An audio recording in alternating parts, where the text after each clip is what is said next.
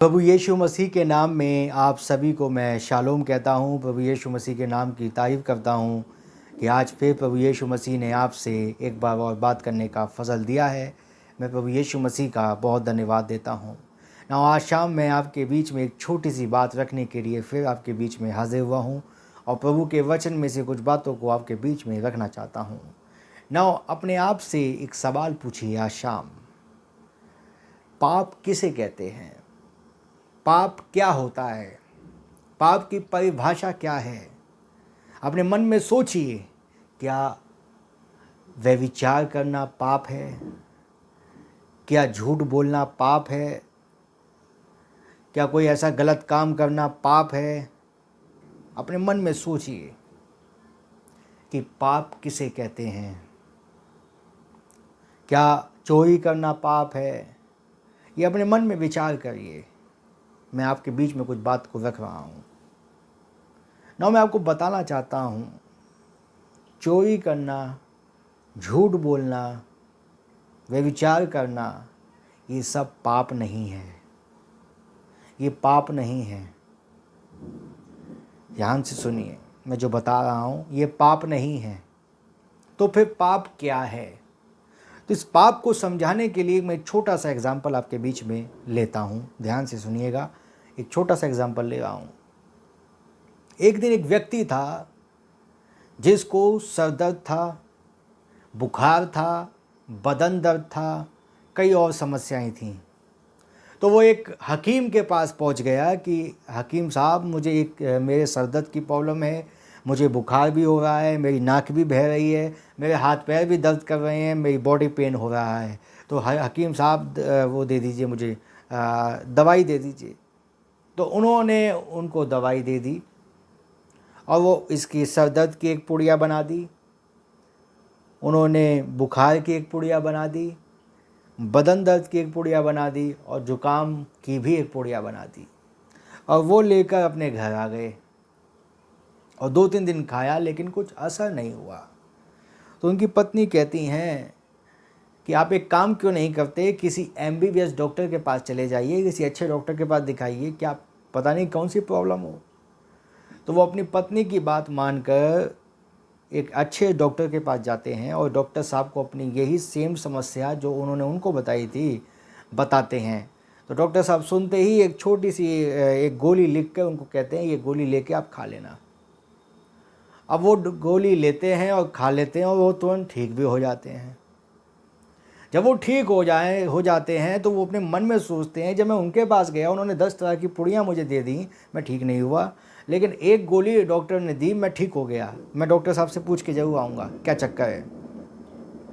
तो वो जाते हैं और जाकर अपने डॉक्टर से पूछते हैं, डॉक्टर साहब मुझे एक बात बताइए कि क्या वजह थी कि मैं उसके पास गया तो उसने 10 तरह की पुड़ियाँ दी, जबकि ज़्यादा गोलियाँ दी, मैं ठीक नहीं हुआ, आपने एक दी, मैं ठीक हो गया। तो डॉक्टर साहब बोलते हैं कि सर, आपको बीमारी 10 नहीं थी, आपको बीमारी एक ही थी कि आपको वायरल हो गया था, जिसके लक्षण हैं सर दर्द, बुखार, बदन दर्द, नाक बहना।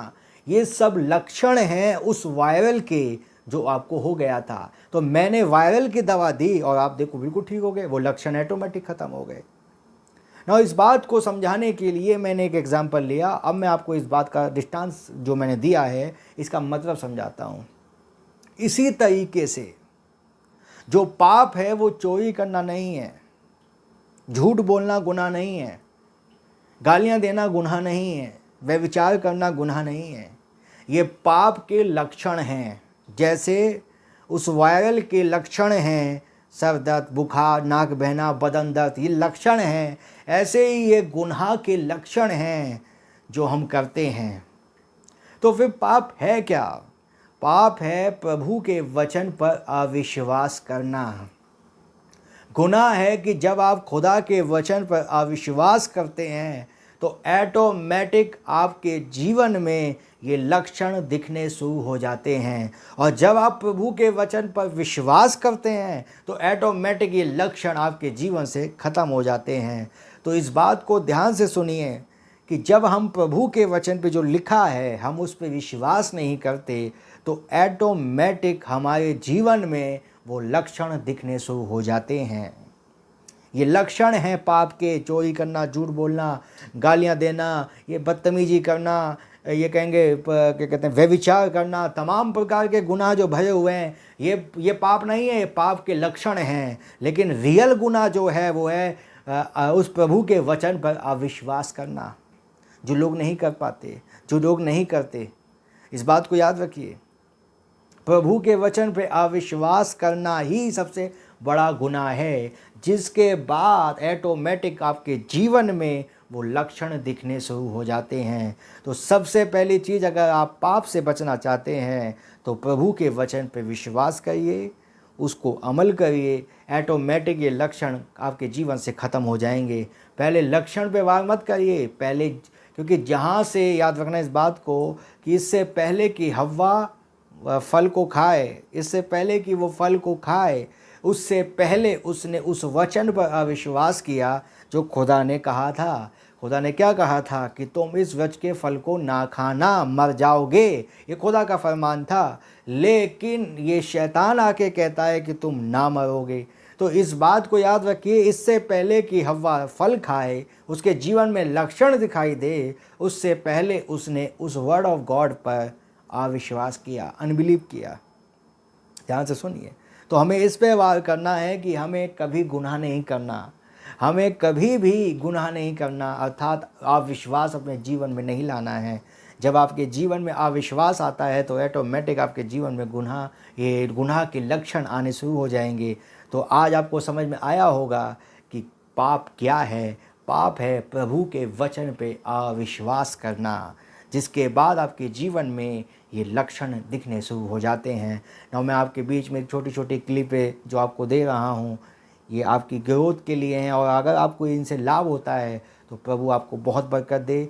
ना मैं बड़ा मैसेज भी देता हूँ, लेकिन कोशिश करता हूँ कि छोटी छोटी बातें आपके बीच में रखने पाऊँ। पर डे मैं छोटी छोटी बातें 5-5 मिनट में आपके बीच में रखने की कोशिश कर रहा हूँ। प्रभु आपको बरकत दे, प्रभु आपको बहुत आशीष दे। God bless you all. प्रभु ने चाहा तो हम फिर मिलेंगे। बाय। God bless you.